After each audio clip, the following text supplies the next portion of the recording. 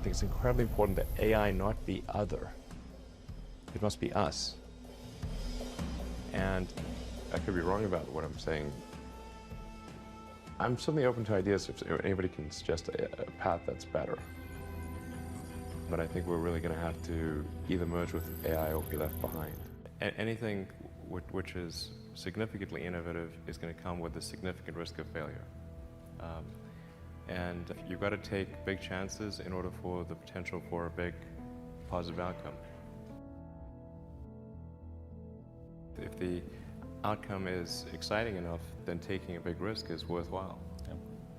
It's really how I approach it. But then once executing down a path, I actually do my absolute best to reduce risk, because to improve the probability of success. Because when you try to do something that is very risky,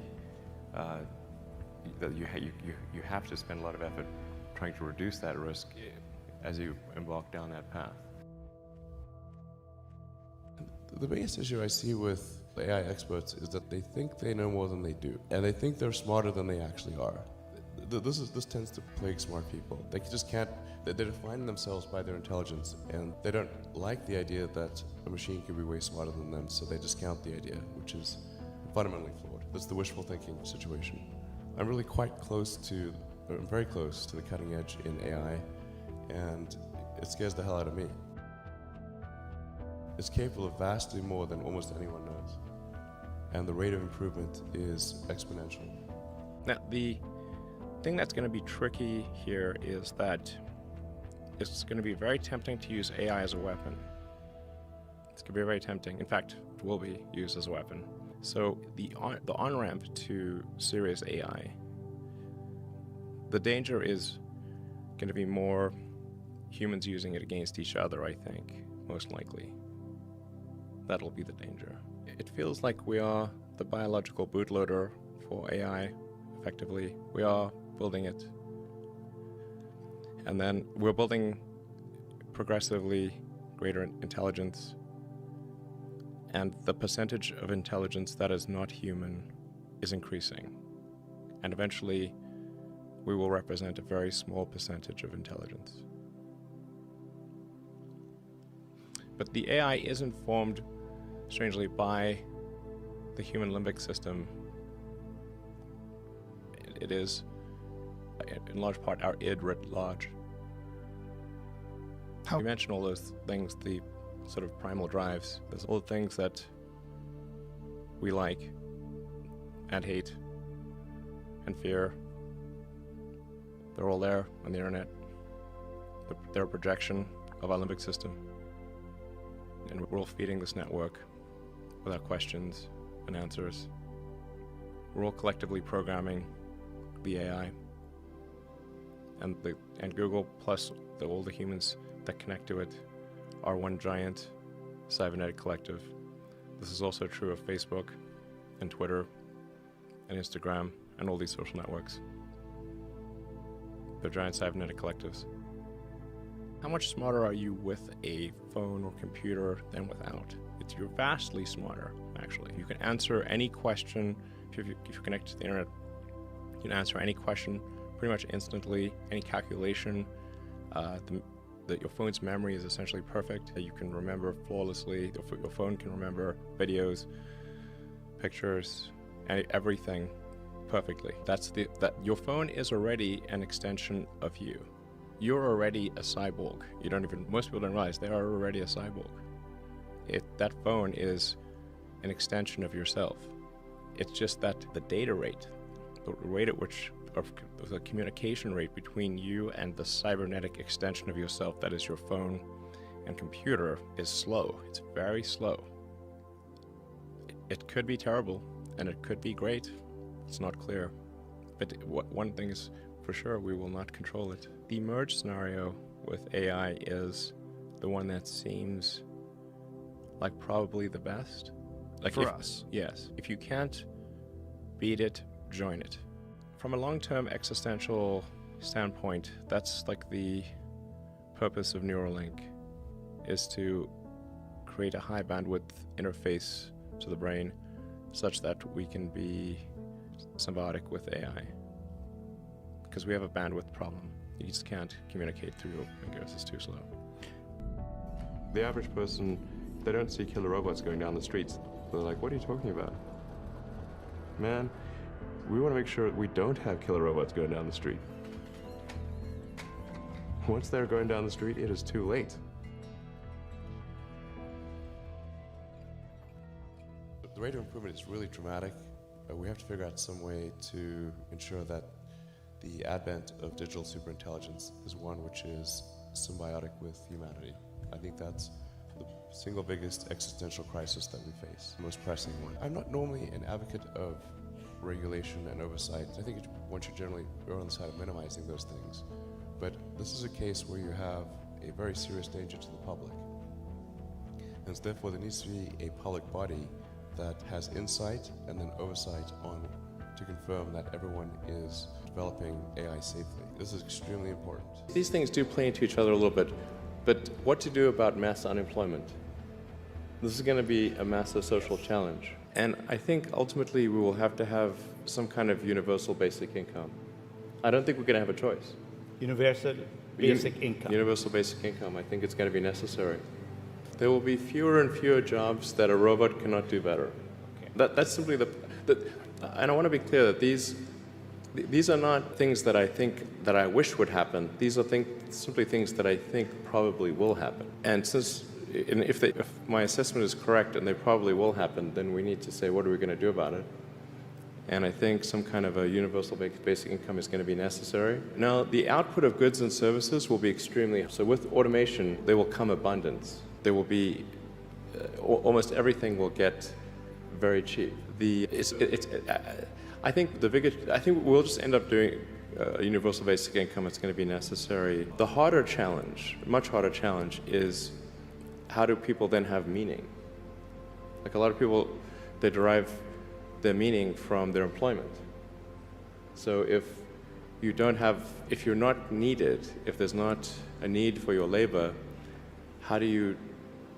what's the meaning? Do you have meaning? Do you feel useless? That's a much harder problem to deal with. Google acquired DeepMind several years ago. DeepMind operates as a semi-independent subsidiary of Google. The thing that makes DeepMind unique is that DeepMind is absolutely focused on creating digital superintelligence, an AI that is vastly smarter than any human on Earth and ultimately smarter than all humans on Earth combined.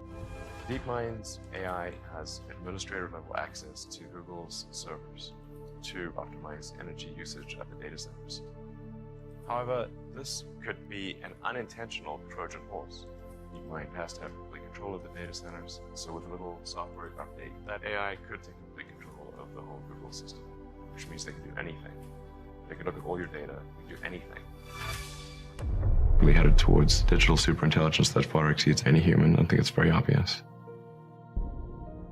We're headed towards either superintelligence or civilization ending. I would argue that AI is unequivocally something that has potential to be dangerous to the public. Digital intelligence will be able to outthink us in every way, and it will still be able to simulate what we consider consciousness. So to a degree that you would not be able to tell the difference. Like, we will not be able to be smarter than a digital supercomputer. So therefore, if you cannot beat them, join them. As the algorithms and the hardware improve, that digital intelligence will exceed biological intelligence by a substantial margin. It's obvious. When you say that we'll exceed human intelligence, at some point soon, the machine's going to be smart, not just smarter, like exponentially smarter than any of us. Ensuring that the advent of AI is good, or at least we try to make it good, seems like a smart move. But we're way behind on that. Yes, we're not paying attention. We worry more about what name somebody called someone else than whether AI will destroy humanity. We're like children in a playground. This could be a huge problem for society. What are the scenarios that scare you most? Humanity really is not evolved to think of existential threats in general. We're evolved to think about things that are very close to us, near term, to be upset with other humans, and not to really think about things that could destroy humanity as a whole. But then in recent decades, just really in the last century, we had nuclear bombs, which could potentially destroy civilization, obviously. We have AI, which could destroy civilization. We have global warming, which could destroy civilization, or at least severely disrupt civilization. Excuse me, how could AI destroy civilization? It would be something the same way that humans destroyed the habitat of primates. It wouldn't necessarily be destroyed, but we might be relegated to a small corner of the world. When Homo sapiens became much smarter than other primates, it pushed all the other ones into small habitats. They're just in the way.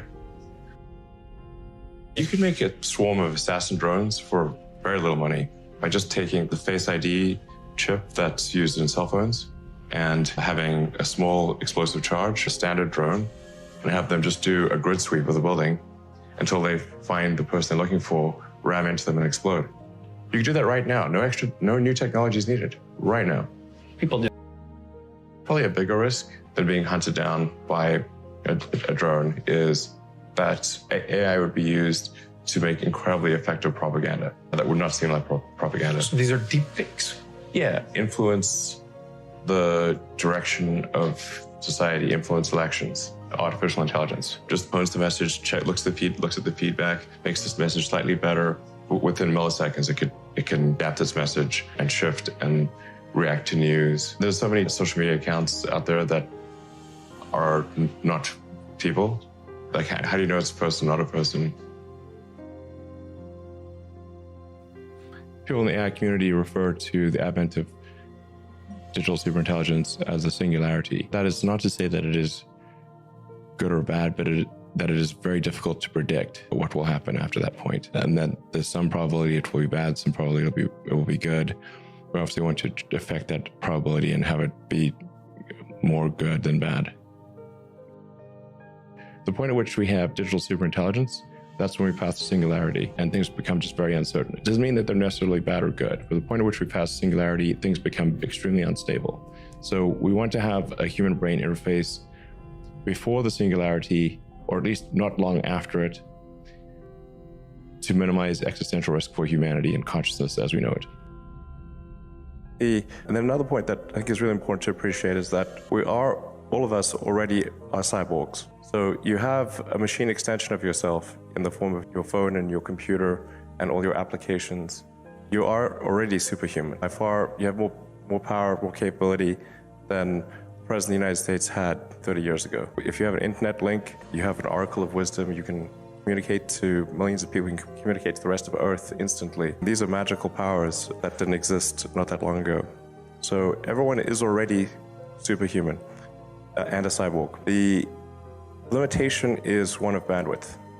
So we're bandwidth constrained, particularly on output. Our input is much better, but our output is extremely slow. If you want to be generous, you could say maybe it's a few hundred bits per second or a kilobit or something like that. And the way we output is like we have our little meat sticks that we move very slowly and push buttons or tap a little screen. And that's just extremely slow. And compare that to a computer which can communicate at the terabit level.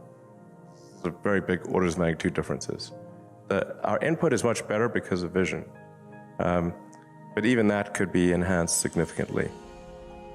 I think that the two things that are needed for a future that we would look at and conclude is good, most likely, is we have to solve that bandwidth constraint with a direct neural interface. I think a high bandwidth interface to the cortex, so that we can have a digital tertiary layer that's more fully symbiotic with the rest of us. Like we've got the cortex and the limbic system, which seem to work together pretty well.